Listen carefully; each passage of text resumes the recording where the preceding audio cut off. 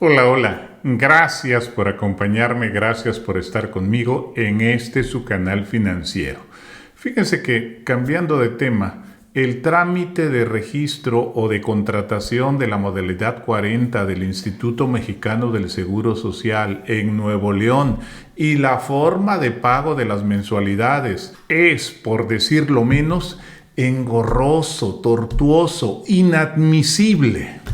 Asuntos tan básicos que tienen décadas como la digitalización, la automatización de los procesos, las transferencias electrónicas de dinero, la supresión del papeleo, todavía no se implantan, no se aplican en la subdelegación número 3 del Instituto Mexicano del Seguro Social. La agenda de la cita es un trámite que se podría hacer en forma automatizada, acá desde casa, directamente por el usuario, como se hace para obtener el pasaporte, por ejemplo. Pero no, uno tiene que estar al tanto o darse su vuelta a la subdelegación para ver si ya es posible enviar la petición de cita por correo electrónico. Eso suele hacerse por allá entre marzo y abril. Uno recibe un correo de respuesta con la fecha y la hora de la cita. A la cita se debe acudir con original y copia de los 3 últimos recibos de pago del contrato anterior, original y copia de la identificación y original y copia del comprobante de domicilio.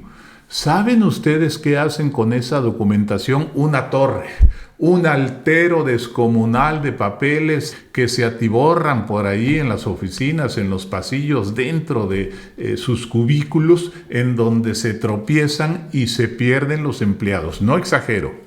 El caso es que al llegar a la subdelegación, uno se anuncia ahí en la recepción mostrando toda la documentación para recibir un turno y pasar a la ventanilla 8 para estipular los pormenores del contrato. Ahí en esa ventanilla se entregan los documentos y, por cierto, el empleado no mira ni siquiera la identificación ni el comprobante de domicilio.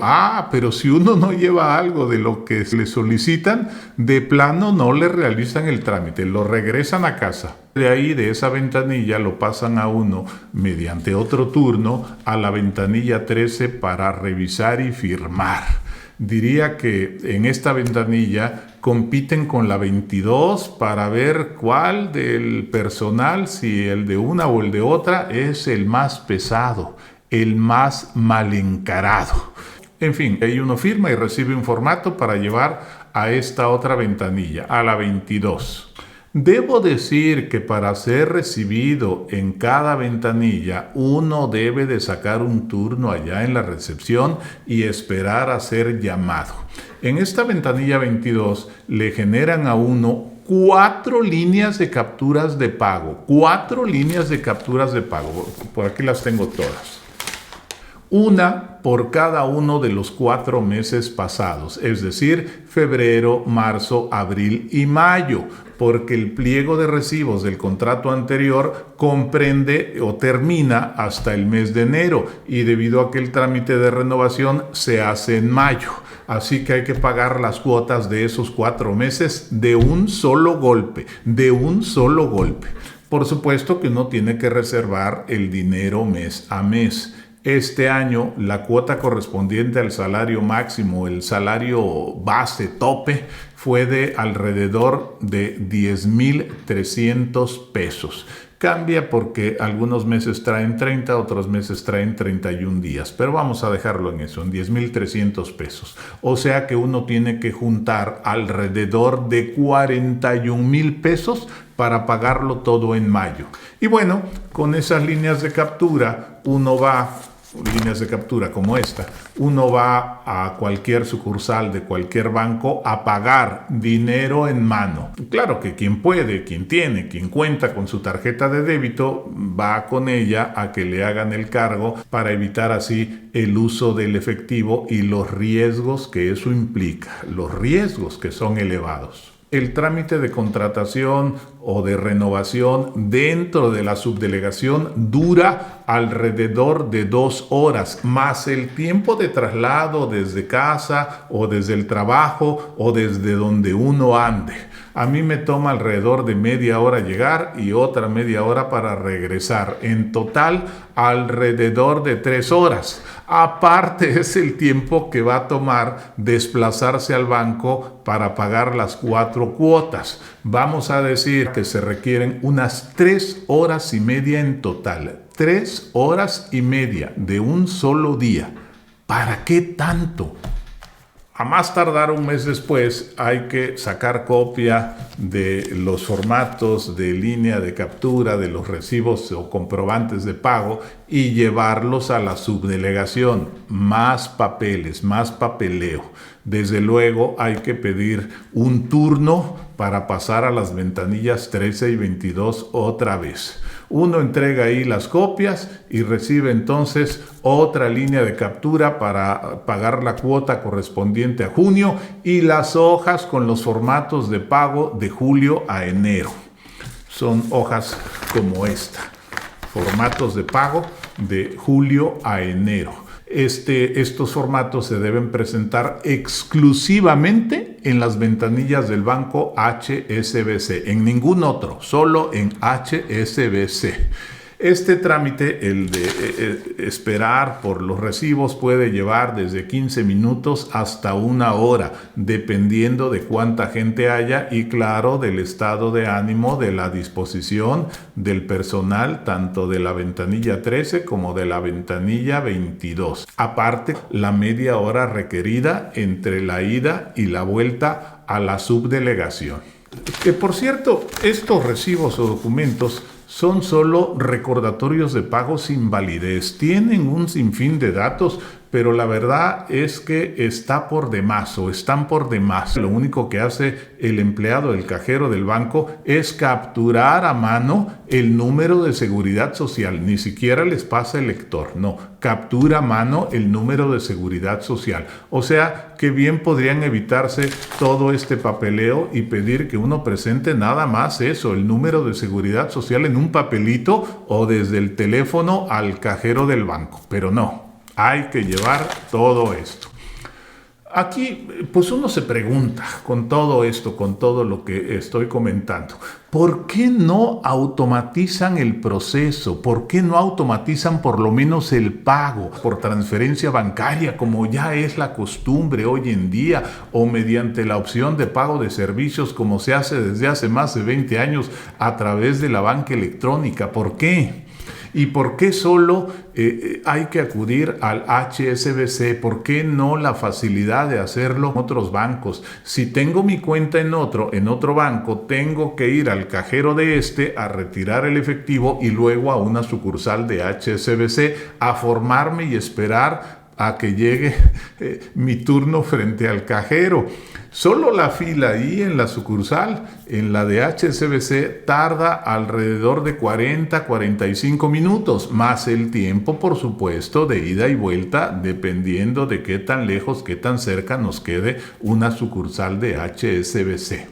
La novedad de este año fue que el IMSS incluyó aquí en los formatos de pago, los recordatorios de pago, una clave para la transferencia y un número de referencia supuestamente para facilitar los depósitos. Pero fue letra muerta, fueron datos muertos porque no es posible, no fue posible pagar así. Y ni los empleados del HSBC ni los del IMSS saben ni supieron explicar por qué esto no funciona, por qué no funcionó a ese grado, ni los empleados del IMSS. El caso es que en 3 o en 4 ocasiones de esos meses de julio a enero, el recibo es rechazado por el personal de HSBC y obviamente el pago no puede realizarse. Sí, el personal del banco del HSBC dice que la carga de datos no aparece registrada en su sistema por falta de envío por parte del IMSS y que no lo pueden procesar. Imagínense entonces la frustración luego de esperar ahí los 40-45 minutos en la fila. Nos han dicho a los que hemos perdido tiempo ahí esperando nuestro turno que al menos el 50% de los pagos son rechazados. Al menos el 50%. Es el colmo. ¿Qué nos queda entonces luego de que el pago no puede procesarse? Pues ir a la subdelegación cada que el pago sea rechazado. Por supuesto, a la ventanilla 22. Ahí esperamos turno para que nos den otra línea de captura para llevarla a pagar. Y cuidado con ir luego de la fecha de límite porque le aplican unos recargos sin que sea nuestra culpa. La culpa es del IMSS y no hay modo de que reviertan esa pena. Imposible. Dicen que no se puede y que no se puede revertir. Y cuidado también de ir a la subdelegación sin el contrato porque no nos dan el servicio. Para toda observación, pregunta, comentario, trámite, hay que llevar el susodicho contrato. Así que cuando vamos a pagar al HSBC cada mes hay que llevar el contrato por si las dudas, para que en caso de rechazo de ahí nos vayamos a la subdelegación sin tener que regresar a casa o al trabajo, dependiendo de dónde tengamos el documento.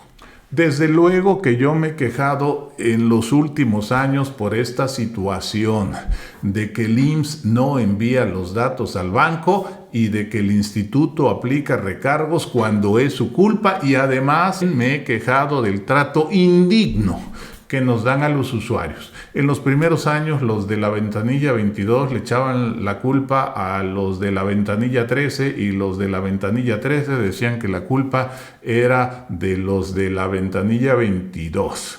Y así nos traían, como si una ventanilla fuera una institución y la otra fuera de un externo.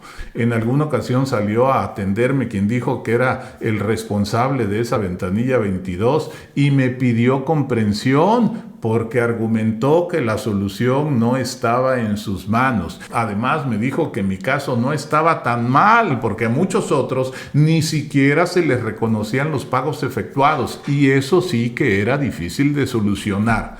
Me sentí agradecido, me sentí favorecido, ¿cómo no? Además, uno debe prestar atención y revisar muy bien los documentos porque en varias ocasiones se generan mal, ya sea los datos en la línea de captura o se registra mal el número de seguridad social o el nombre del asegurado. Eso se debe a que todo el proceso es manual, a que las cosas las hace el instituto a la antigua, por lo menos en esta subdelegación, cuando el procesamiento de datos en el mundo ya está a niveles arriba de eso, a varios niveles arriba de eso. Una vez que me percaté de uno de esos errores, la persona que atendía me dijo secamente así: oigan esto, no soy adivina para saber lo que se requiere. Así me dijo. Y bueno, para variar, en este mes de diciembre, mi cuota y la de muchos otros fue rechazada en el banco, en el HSBC. Y ahí voy a la subdelegación. Al llegar y pedir mi turno en la recepción, a diferencia de las otras ocasiones, nos pidieron pasar primero precisamente a la ventanilla 13 para que explicáramos lo que nos pasaba, como si no fuera la primera vez o como si no lo hubiéramos ya explicado con suficiencia. Total, que sí, que expuse de nuevo el problema a la persona de la ventanilla 13, a una dama que esta vez era una persona amable. Y bueno, sí, tomó un expediente, vio los datos, repasó las hojas, etcétera, y regresó para decirme que todo estaba en orden en su área, que el problema en efecto se generaba en la ventanilla 22 y que se lo fuera yo a decir a la persona que estaba atendiendo ahí. Yo le comenté si no sería más efectivo que ella o su superior se juntaran con los de la ventanilla 22 y sus superiores y con quienes hiciera falta para resolver el problema, en vez de que nosotros anduviéramos como intermediarios y siendo rebotados como pelota de un lado a otro. La dama solo sonrió. Esa fue su respuesta, una sonrisa. Como quiera que sea, yo se lo dije al muchacho de la ventanilla 22, que no emitió sonido ni palabra, ni volteó siquiera a mirarme. Se limitó a darme la línea de captura y llamó al del siguiente turno. ¡Hey, venga usted para acá! Así que yo fui a decírselo a la dama de la ventanilla número 13 y su reacción maravillosa fue otra sonrisa. y ahí quedó todo. También es preciso señalar que en todo el proceso, en todos los puntos del trámite, uno debe mostrar una actitud de agrado. No debe uno quejarse ni reclamar por el pésimo servicio, pues cualquier gesto, palabra o inconformidad le sirve a los empleados de pretexto para dejar de atendernos. Así ya ha ocurrido. He presenciado casos tristes. Parece pues que nos hacen un gran favor al recibir nuestros papeles y darnos el nuevo contrato o los nuevos documentos. Así están las cosas. ¿Sabrá de todo esto el director del IMSS? ¿Lo sabrá el señor Zoé Robledo o alguno de sus subordinados de alta jerarquía? Esperemos que lo sepa y que atienda o mande a alguien a atender esta problemática. ¿Qué te parece esta situación? ¿Has pasado por algo similar ante el IMSS o ante alguna otra dependencia? Comparte aquí tus experiencias, déjame tus comentarios, tus puntos de vista. Y mientras tanto, eso es todo por ahora. Te deseo a ti, a todos, felices fiestas. Gracias.